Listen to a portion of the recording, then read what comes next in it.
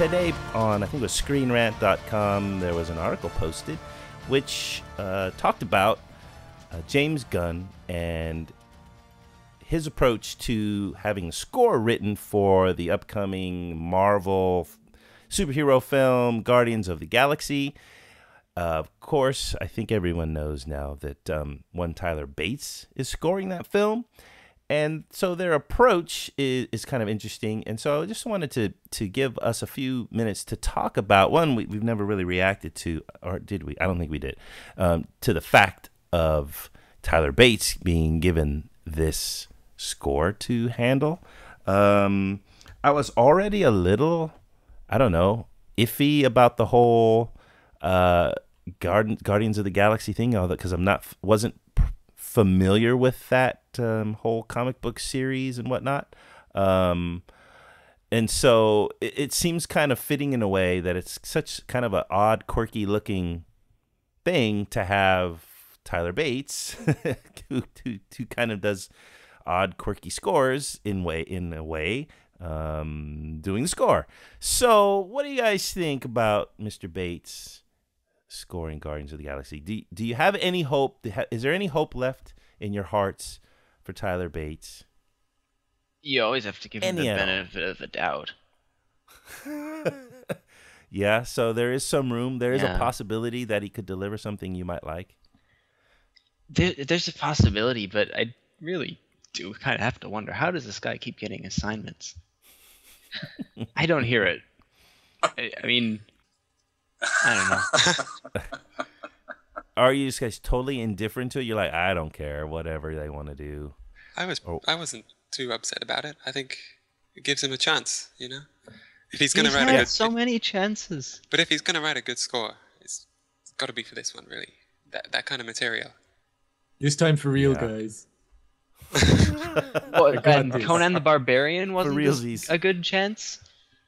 Well, I think that was pretty terrible, wasn't it? Yeah, it was. I was going to say. In every way. Well, there was Dawn of the Dead was the one that I remember. Dawn of the Dead back in 2004 was reasonably okay. Bit kind of bang, crash, wallop, but Killer Joe was kind of refreshing because it was a bit more low key, and there seemed to be a voice coming through. But I know I have to admit, I'm with most of you. I mean, not a massive fan. Watchmen it was all right. It was. Yeah. I'm one of the few that actually like the film. I mean, people really. That's one of those ones that divides people. You either love it or you hate it. I thought Watchmen, whatever version it is, there's like a 4-hour one or there's a 6-hour one or something stupid, but it's a pretty good film. Is it? I mean, it was. I got through it and I was like, "Wow, that was different." It was pretty good. It wasn't as bad as the score. I think the score was much better than the movie. I felt the same about both. They were both kind of like, that was different. It was just so weird. It had such a weird vibe to it. It wasn't. I don't think it was poorly made. It was just a weird movie to me, and the score was apt. It fit that movie. Let me read you the quote from the article on Screen Rant under the title "James Gunn on Guardians of the Galaxy." Composer Tyler Bates' approach. Here's a quote: This is from James Gunn. "Grateful to be working with my favorite composer, Tyler Bates, on Guardians of the Galaxy. Unlike most films, Tyler writes huge chunks of the score first so that I can actually film to the music. During action scenes and huge dramatic moments, we blare the score on set so that the cast, crew, and camera can move in harmony with the music. Music is often an afterthought in film, but never for us. And everything Tyler's done so far has been amazing."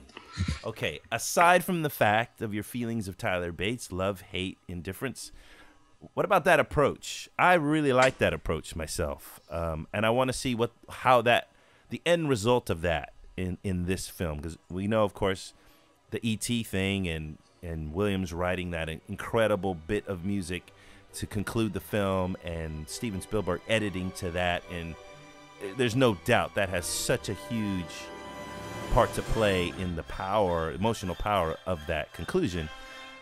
Totally. Anytime a director and composer do this, it and I don't think it's very often, but when it does, it excites me at what the end result's going to be. So what do you guys think about that approach and that technique? Does it change your opinion at all about what this score might be?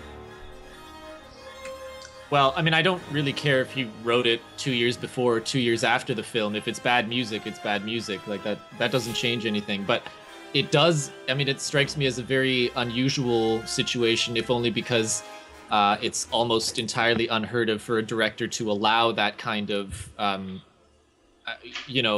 guess, influence for the composer. Because literally what he's saying there is that the music is dictating some of how the acting is done, how some of the editing is done, how some of the scenes themselves are structured, which is pretty much unheard of. And I think it's, in principle, it shows a tremendous amount of respect for the composer, which is always a very good thing. Now, I imagine in my head, like, okay, what would have happened if the composer getting this respect was, well, for lack of a better word, someone good. else. But like, what would a Goldenthal do with an opportunity like that? What would Alexandre Desplat do with something like that? It's an interesting structure. I don't know that we're actually going to be seeing an advantage in this film because of it. Like, I wish that we could look back on this 5 years from now and say, like, oh, remember the first film to do it this way, and it showed everyone how awesome this method is, and blah, blah, blah. Somehow I have a feeling that's not going to happen, which is unfortunate because I think, some directors would want to try it. Personally, I don't know if it would be good or not. I don't even know if it would be an enjoyable process doing it that way. But it's interesting. It's certainly unique. Yeah. Well, let me just respond to what you said there. The music. If the music's bad, the music's bad.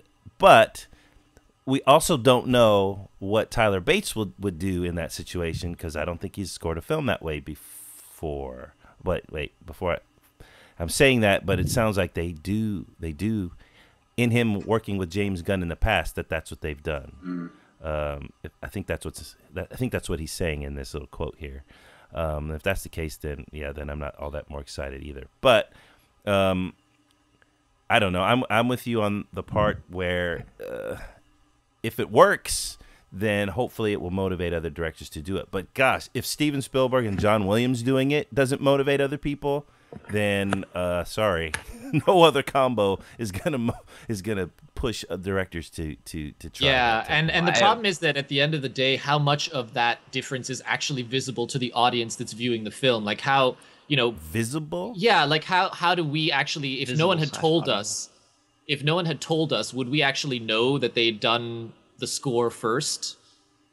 No, that doesn't matter. It's the experience that you get.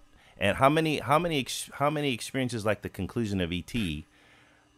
have you had? I mean, I'm assuming you had a positive experience with that, but I know how emotional it was for me as a kid and even as an adult when I see it. Yeah. That to me is the proof of the pudding. You know what I mean? But I think it's not conscious, and you're like, oh, they must have written the music first and edited to this because it's so perfect. And no, it was just the feeling and the experience that you have as a result. It's a little different what they seem to be describing here, though, because I mean, with E.T., they just edited the scene to the music. Here, they're actually playing the music on set while the scene is being acted out.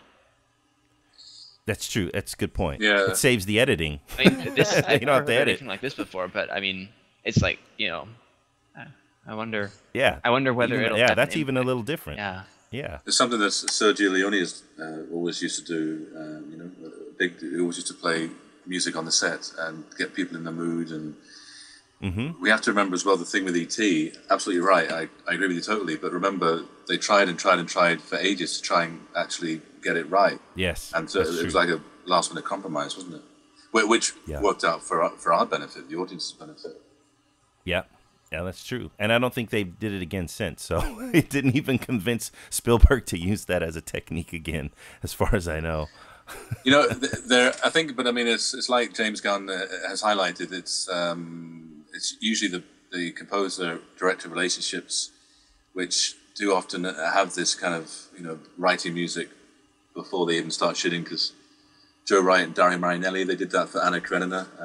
I did not know that. Simmer and yeah. Nolan do that all the time. That's right, yeah. That famous, Yeah, that's it was true. The big chant, wasn't it, for Dark Knight Rises? That's I think he true. wrote that even before it was. I think Christopher Nolan filmed around that, didn't he, or something? It seems to I be think you're Simmer's modus operandi anyway. Yes, yeah, that's true. He writes and writes well, stuff and the based on Wachowskis. based on the Wachowskis concept. do that too. And because Michael Giacchino's just been tweeting about that, writing the music for Jupiter Ascending. Is that the right title? Yeah, I think so. So yeah, the Wachowskis do that. They did that with Cloud Atlas, and to me, I think the net results of that are better than the more common way of doing it. It seems to me. Yeah, I agree totally. And it's like Mario says, it does show more respect for the music, and if that is advertised as such, that's not a bad thing. Sorry, Helen, go ahead. Well, I was just going to say the concept itself is really not new. That's what's behind music videos and musicals. Music-centered theater productions. So, and you see that it works because there's a synchronicity, with the soul of the movie or the story with the music, and some people really enjoy that. Some people don't. Yeah. It's true. It's true. It's just nice to see the composers involved, before principal shooting or while principal shooting's happening, rather than, okay, here's the final edit. You've got 2 weeks to fill in the music. Go. And do a good job. Probably a temp track, yeah. It's the exact opposite, which I like that. I like that idea. And I'm gonna just say, I'm continuing to hold out hope for Tyler Bates, and for some reason I think, what was the score? We talked about it before. He did a score for a game. I think it was like God a of Greek War. god game. No, not that one. That one disappointed me too. Before that, Argonauts. there was something. The Argonauts. Rise of That the was Argonauts pretty or good. something. And I think inside that dude is an amazing score. And I thought God of War might be that outlet. Turned out not. But somewhere, somehow, I just have this hope that he's just gonna bust out, and I'm like, wow, where has this been all along?